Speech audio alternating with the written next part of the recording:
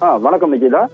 மயிலாடுதுறை மாவட்டம் சீர்காழி அடுத்து புத்தூர் தேசிய நெடுஞ்சாலையில் சிதம்பரத்திலிருந்து நாகப்பட்டினம் நோக்கி அரசு பேருந்து சென்று கொண்டிருந்தது. அப்போது அதிவேகமாக பேருந்து வருவதை அறியாமல் இருசக்கர வாகனத்தில் ஒருவர் சாலையை கடக்க முயன்றார்.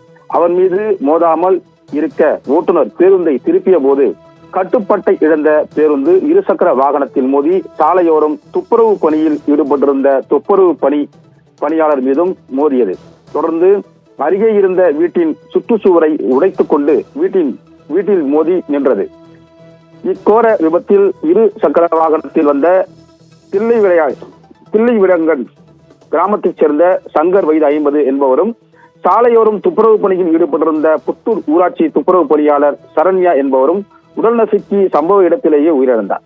தகவல் அறிந்து வந்த கொள்ளிடம் போலீசார் இருவரையும் உடலையும் மீட்டு உடற்கூறு ஆய்வுக்காக சீர்காழி அரசு மருத்துவமனைக்கு அனுப்பி வைத்ததுடன் விபத்து குறித்து வழக்கு பதிவு செய்து விசாரணை மேற்கொண்டு வருகின்றனர்.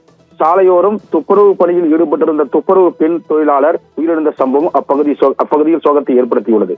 விபத்து தொடர்பான பதவிக்கு வைக்கும் சிசிடிவி காட்சிகள் வெளியாகி அதிர்ச்சியை ஏற்படுத்தியுள்ளது.